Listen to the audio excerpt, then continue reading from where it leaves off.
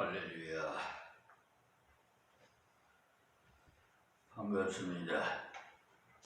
오늘도 이 유튜브 방송을 통해서 세계의 만민 여러분과 우리 사랑하는 성도들을 이렇게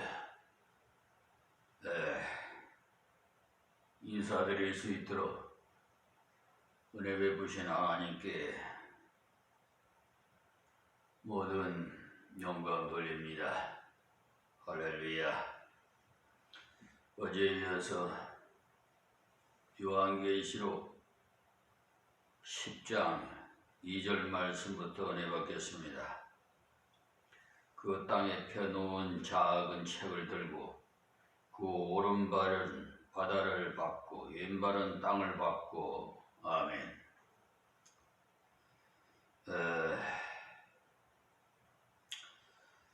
오늘 그 말씀에 그 제목을 한번 생각해 보면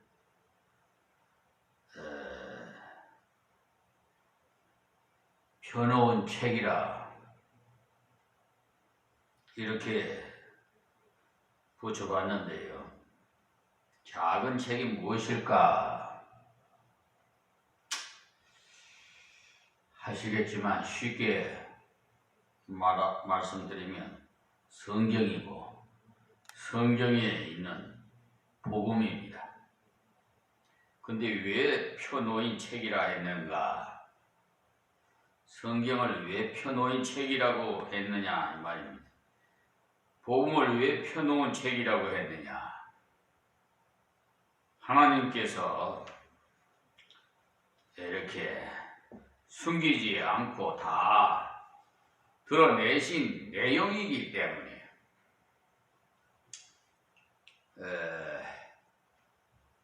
성경은 펴놓인 책이니까 숨길 책이 아니라 계속 전하고 가르쳐야 됩니다. 그런데 왜 작은 책이라고 했을까? 큰 책이라고 했으면 좀 좋겠는데 왜 작은 책이라고 했을까? 소위 종교의 그 경전들보다도 성경 내용이 많지 않습니다. 불교의 팔만대장경이야말로 대단하죠? 다 읽어볼 수도 없겠습니다.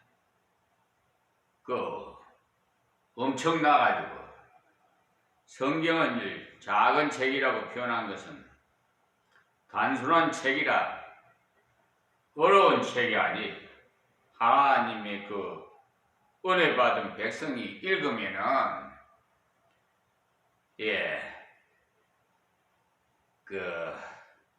알 수가 있는 내용이에요.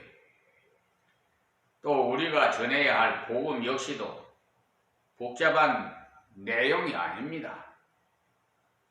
간단한 내용 때문에 전도할 때 번거롭게 하면 전도가 되지 않아요. 좀 간단하고 명료하게 예수 천국, 불신 지옥, 주 예수를 믿으라. 그리하면 너와 네 집이 구원을 얻으리라. 수고하고 무거운 짐진 자들아 다 내게 오라. 내가 너를 쉬게 하리라고 좀 이렇게 간단하게 말씀드리면 그 효과가 있어요. 근데 여러 말을 하게 되면은 혼잡해가지고 다 흐려져가지고 하나도 생각이 안 납니다.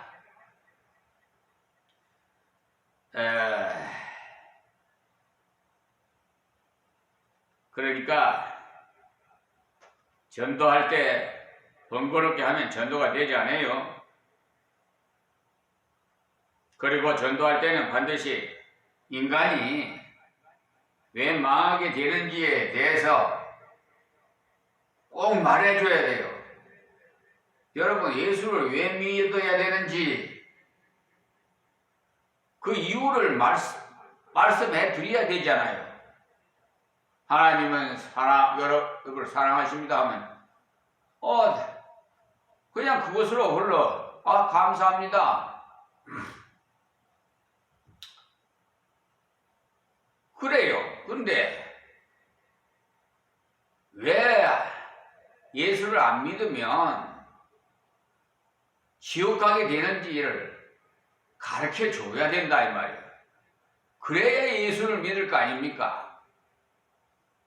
자,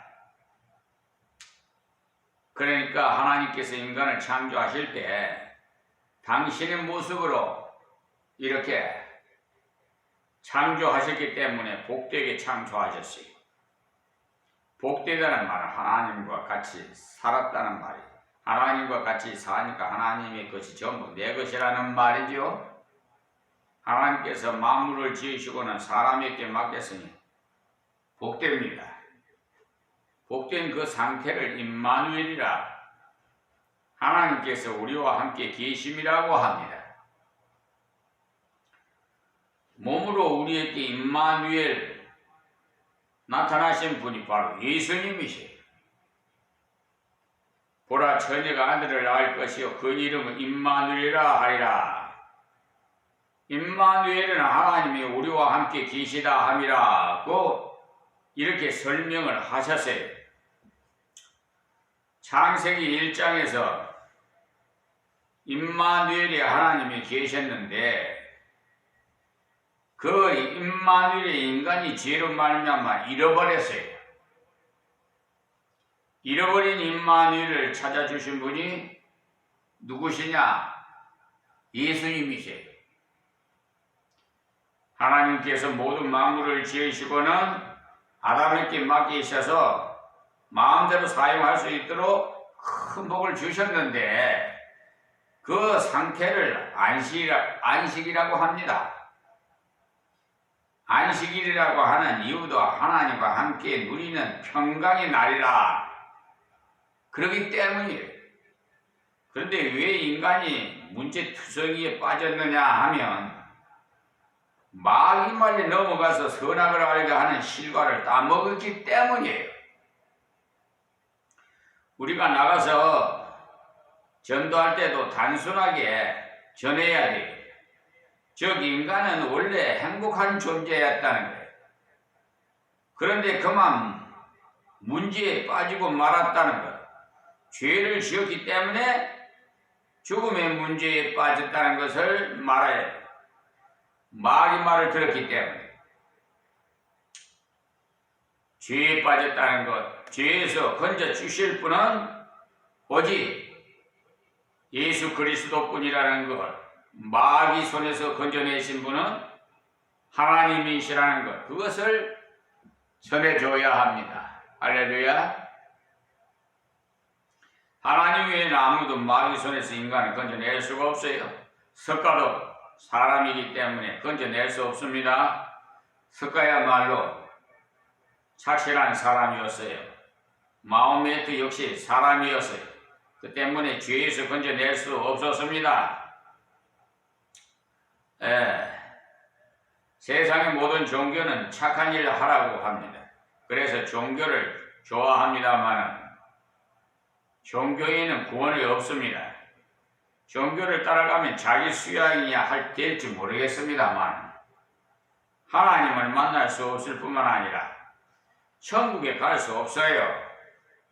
마귀를 이길 자는 예수님 뿐이시기 때문에 예수 그리스도는 하나님이시오.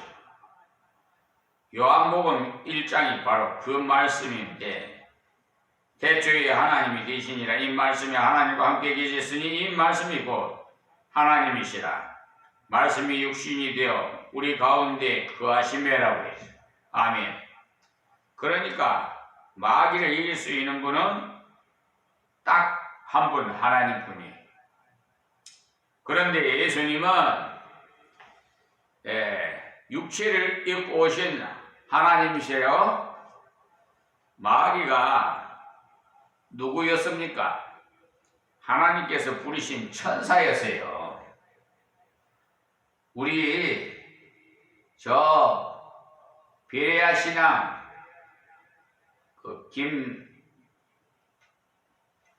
누구지요? 저 신길동에 성락교회 무슨 목사인데 또 이초성 목사는 뭐라고 말했냐면 공중에 여기 마귀 사탄 귀신들은 다 할매 귀신 동작 귀신 왜냐하면요 제가요 실질적으로 가봤어요. 그러니까 이렇게 자신있게 말하지. 우리 전에 사모도요 그 신길동 성락교회에 나갔었거든요. 그러니까요 진리가 안 맞으니까 이 불화가 일어나더라고. 마귀하고 그러니까 막 싸우느라고 불화가 일어나. 확실히 영적인 전쟁이 벌어지는데 가정이 평안이 없어요. 결국은 하나님 일을 못하게 사업을 방해하게 막 하니까 하나님께서 뽑아버리더라고. 저 김포 마성에서 마성이 아니라 저 어디 월드 아파트에 지은데 약수가든인가 그때 외딴 제가 옥상이 있었는데 거기서 말이야. 참.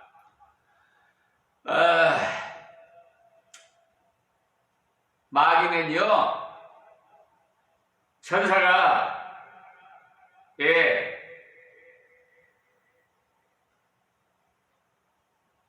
변질돼서 쉽게 말해서 지가 하나님 되겠다고 하나님을 대적하는 자가 마귀예요. 그래 천사가 하나님을 반역하다가 쫓겨나 마귀가 됐지요. 하나님께서 그것들을 만드셨기 때문에 얼마든지 처리할 수 있어요. 그 때문에 예수님만 인간을 죄와 마귀의 권세에서 구원하실 수 있어요. 예수 그리스도를 믿는 그 순간에 죄에서 해방받고 하나님의 자녀가 되는 거예요. 김기도 목사라고 하나? 저 신길동 성락교회. 근데 MBC PD 수첩에 보니까 자기 교회에 20대 되는 손주빨 되는 여성도 하고 같이 앉아서 예배 드리고 또 같이 저 대전 호텔에 들어가는 그 MBC PD 수첩에서 확실하게 봤어요. 그 호텔에 왜 데리고 들어가요? 이야, 그리고 사례비도 안 받는다고 그러더니만 재정교회 가갖고 한 달에 5,200만 원이라나 300만 원이라나 다 찾아간대요. 필기 수첩에서 그러더라고 보니까. 그러니까 강단에서 말하는 거하고 행위하고 완전 180도. 지금은 아드님이 지금 바톤을 받아가지고 지금 하고 있는 것 같아요. 그러니까 마귀 종으로 있다가 하나님의 자식으로 신분이 바뀌어진다는 그런 말씀을 알아야 돼. 간첩이 자수하기 전에는 잡히면 그 죄가 중죄라 큰 벌을 받지요. 그러나 자수하는 그 순간에 큰 벌에서 해방돼.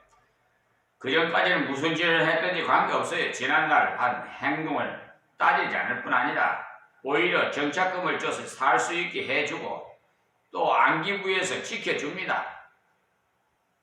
마찬가지로 예수 그리스도를 영접하는 그 순간에 신분이 바뀌어져요. 간첩이 자수해서 대한민국 백성 되듯이 마귀 종에서 하나님의 자식이 되어 하늘 시민권이 취득되었기 때문에 그날부터 하나님 보호 속에 있게 주 예수를 믿는 그 순간에 모든 죄를 사함받을 뿐만 아니라 하나님의 자녀로서 필요한 것을 한꺼번에 주셔요. 그래서 성경을 작은 책이라고 표현합니다. 성경은 단순하기 때문에 복음이 너무나도 단순하기 때문에 초대교회로부터 지금까지 많은 도전을 받았습니다. 그노시스니 노스티기니 하는 것은 복음의 단순성을 비웃으면서 깊은 지식이 있어야 한다면서 자기들은 깊은 지식이 있는 자라 해서 영주주의자라고 했어요. 영주주의자. 복음의 대적이 다 그런 세력들이에요. 현대에 그런 사상 가진 사람이 바로 통일교 교주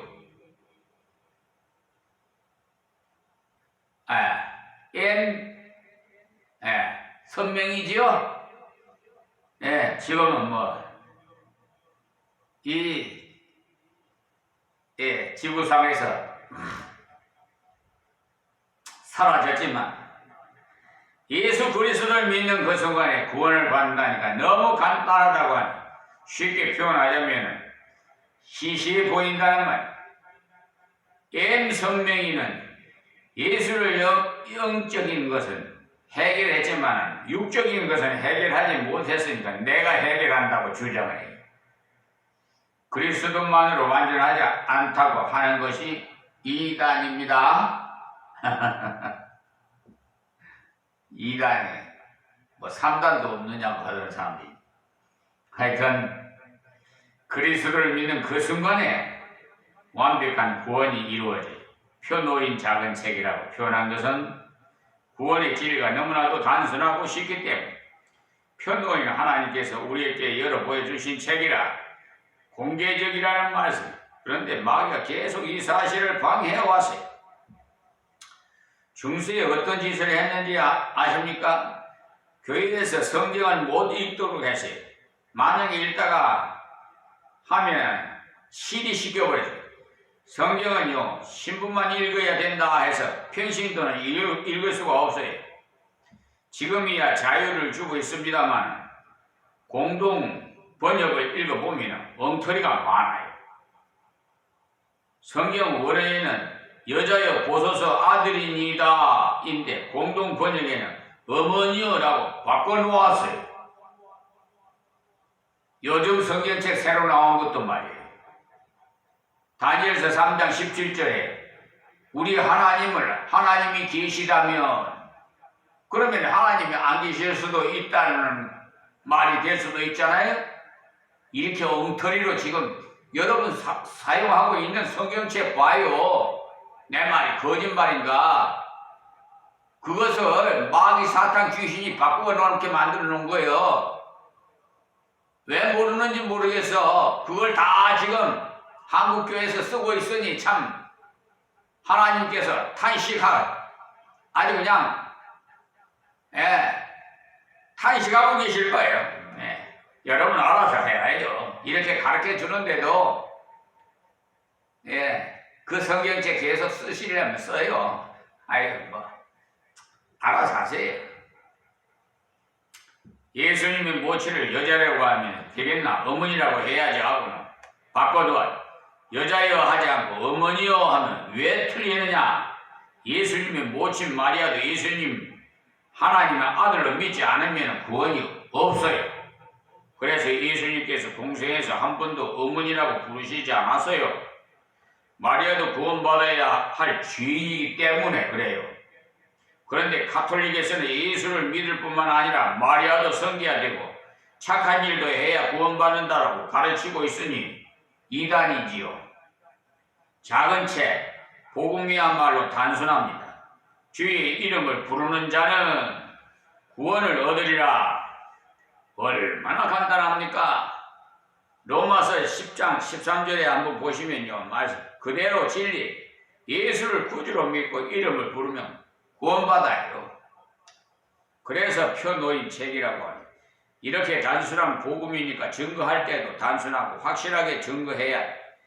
분명하게 말해줘야 할 것은 복되게 지음받은 인간이 왜 불행에 빠졌는지 말하고 그 불행에서 건져주신 분은 말하고 건져주시는 방법이 어떠하다는 것을 말하고 또 건져주시는 방법은 예수를 믿는 것이라고 말해줘야 합니다. 펴놓인 작은 책을 들고 그 오른발은 바다를 밟고 왼발은 땅을 밟고 했는데 바다와 땅을 밟았다는 말은 지상 전부를 말하죠. 천사가 땅과 바다를 밟고 있다는 말은 복음으로 온 땅을 정복하라는 말씀이에요. 가서 제자를 삼고 만민에게 복음을 전하라는 것이죠. 자, 3절 말씀에 사자의 부르짖는 것까지 큰 소리로 외치니 외칠 때 일곱 우레가 그 소리를 발하더라. 그러니까 천사가 외치니 그 뒤에 일곱 우레 소리를 발했다고 번역하고 있는데 직역하면은 일곱 우레들이 각기 제 소리로 발하더라입니다. 그러니까 일곱 우레 소리의 소리가 각각 다르다는 거죠. 우리가 달라서 사도 요한이 들었을 때 그 뜻을 알았다는 말입니다. 일곱 우레 소리였지만 각기 다른 소리였기 때문에 그 의미를 알았다는 것. 하나님께서 하나님의 복음을 알고자 하는 자, 전하고자 하는 자, 그 자에게는 기록된 말씀을 깨닫게 하실 뿐만 아니라 또 기록된 말씀대로 순종해서 걸어가면 다른 신비로운 은혜도 주신다는 말씀입니다. 자, 4절 말씀이에요. 일곱 우레가 발할 때 내가 기록하려고 하다가 곧 들으니 하늘에서 소리 나서 말하기를 일곱 우레가 말한 것을 인봉하고 기록하지 말라 하더라. 아멘. 자, 이 때문에 체험했다고 해서 다 말하는 것이 아니에요. 성경 말씀이야 얼마든지 말해도 됩니다만은 기도하다 보면 무엇을 들었다든지 보았다든지 하는 체험을 함부로 말하는 것이 아닙니다. 사도 요한이 이때 일곱 우레 소리가 나는데 각기 다른 소리를 들린 신비로운 체험을 했기에 적으려고 하니까 적지 말라고 했어요. 그러니까 하나님께서 공통적 계시를 주신 성경은 마음껏 전해야 됩니다만은 개인적 체험을 함부로 말하는 것은 아니에요. 그 때문에 목사님이 기도하다 무엇을 체험했다 하더라도 강대상에서 함부로 말하는 것도 좀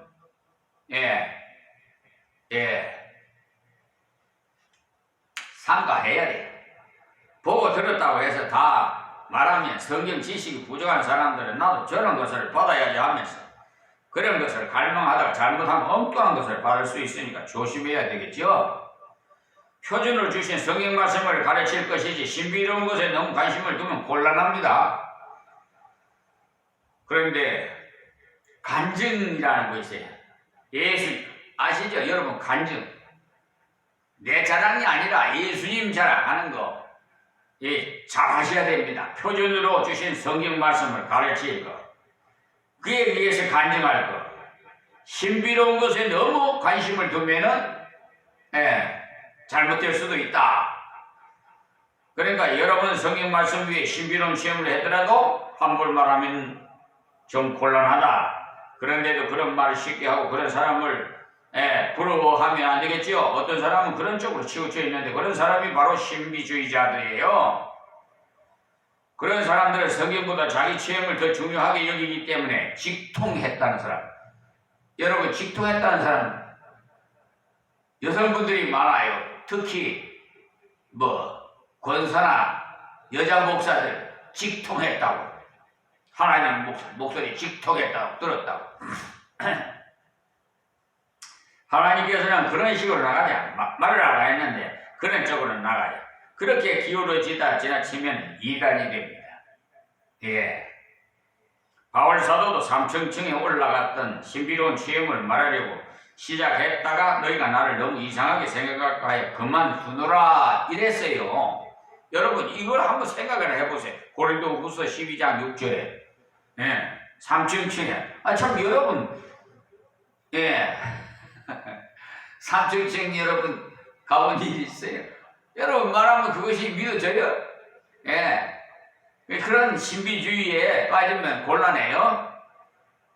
그 당시에는 잘못된 자들이 신비와 계시에 들었다 보았다 뭐 어쩌나 요란을 떨든지 바울 사도가 나는 들은 것이 없고 본 것이 없어서 가만히 있는 줄 아느냐? 어디 한번 말해볼까? 시작하다가 아니지 저들이 그런다면 나까지 그런 식으로 나가면 일이 안 되지 그만두노라 해서 건전한 방향으로만 나갔습니다. 고린도후서 1장 1절에서 10절 말씀을 묵상해 주세요. 표놓인 책만 증거하고 개인적인 체험은 함부로 말하면 곤란합니다. 다음 5절에 내가 본 바 바다의 땅을 밟고 섰는 천사가 하늘을 향하여 오른손을 들고 자신이 증거하는 증거의 신실성을 나타내기 위해서 손을 든 것입니다. 다음 6절에요. 세세토록 살아계신 자 곧 하늘과 그 가운데에 있는 물건이며 땅과 그 가운데에 있는 물건이며 바다와 그 가운데에 있는 물건은 창조하신 이를 가리켜 맹세하여 가로되 지체하지 아니하리니. 아멘. 그러니까 맹세에 바르시는 분이 하나님이신데 하나님께서 어떤 분이심을 설명한 내용이에요. 하나님은 우리 아버지이십니다. 여러분의 아버지도 되고 우리 아버지가 어떠하신 분이신지 바르게 알아야 되겠죠. 우리 아버지는요 세세토록 살아 계세요. 지금도 앞으로도 영원히 살아 계시고 언제든지 우리를 지켜주시고 돌봐주세요. 세세토록 살아 계셔서 우리를 돌아보시면서 보호하시는 일을 중단하시지 않아요. 우리 아버지는 이 세상 모든 만물을 만드신 분이십니다. 하늘과 하늘에 있는 모든 것들과 땅과 그 가운데 있는 모든 것들, 바다와 그 가운데 있는 것들을 만드신 분이에요. 그래서 주인이십니다. 그분은 그 모든 것들이 주인 되시는 분이 우리 아버지시니까 우리가 필요할 때 주십니다. 우리는 그분의 자녀이기 때문에 아빠, 아버지 부르잖아요. 길 가는 아저씨 보고 아빠, 아버지라고 부를 수 있습니까? 여러분? 만약에 불렀다면 제가 조금 헛것봤냐 할 겁니다. 그러니까 우리는 하늘의 문제나 땅의 문제나 바다의 문제를 염려할 것이 아니라 기도해야 돼. 그 모든 것들을 지으시는 하나님께 마음대로 운영하심으로써 당신의 자녀가 필요하면 주세요. 그래서 하나님의 자녀면서 염려한다면 모자라는 사람이요. 아버지 앞에 기도하면 주시는데 왜 염려해요? 염려되거들란 기도하십시오. 아무것도 염려하지 말고 기도와 간구로 너희 구할 것을 감사함으로 너희 하나님께 아뢰라고 빌립보서 4장 6절에 말씀하셨잖아요. 지체하지 아니하리니라고 했어요. 지체하지 않는다는 글자 밑에 조그맣게 그 쓰여있는 책 성경 밑에 보면요. 혹 시간이 다시 없으리니라고 했어요. 그 번역할 수 있다고 쓰여 있습니다. 지체하지 않는다. 시간이 다시 없다는 말은 기회가 많이 없다는 거예요. 그 남은 때가 얼마 되지 않는다는 거니까 하나님께서 계획하신 일을 빨리 이루시지 자꾸 미루지 않으신다는 겁니다. 그 때문에 회개의 기도도 마냥 있는 것이 아니에요. 또 증거의 기회도 마냥 있는 것도 아니고 성경의 감동을 많이 받으면 받을수록 얼마 남지 않았다는 그런 의식으로 살았음을 앞서 많은 분들의 삶을 통해 알 수가 있어요. 바울 사도도 자기가 살아있는 동안에 예수님께서 오시는 것처럼 말씀했어요. 고린도후서 15장 52절에 또 데살로니가전서 4장 17절에 그렇다고 바울 사도가 착각했는가? 아닙니다. 성경에서요 바울을 계속 감동해 주셨기 때문에 오늘이 마지막인 양 그냥 주님 앞에서 최선을 다했던 거예요. 누구라도 오늘이 마지막이라고 생각하고 산다면 삶의 자세가 달라져요. 내일 주님 앞에 갈 사람이라면 오늘 어떤 자세로 살겠습니까? 여러분 저는 그래요. 오늘이 마지막이다. 난 그런 목사예요. 그런 자세로 사는 목사예요. 제가 자주 말씀드리죠. 영원히 살 것처럼 계획하고 내일 떠날 것처럼 오늘을 실행하십시오. 내일 떠날 것처럼 계획하면 하루살이 인생이 되어 아무것도 이룰 수 없어요. 계획은 영원히 살 것처럼 원대한 계획을 세워야 되지만 그러나 순종의 삶은 내일 떠날 것처럼 내일 주님 앞에 갈 것처럼 오늘을 살아야 돼. 그래서 저는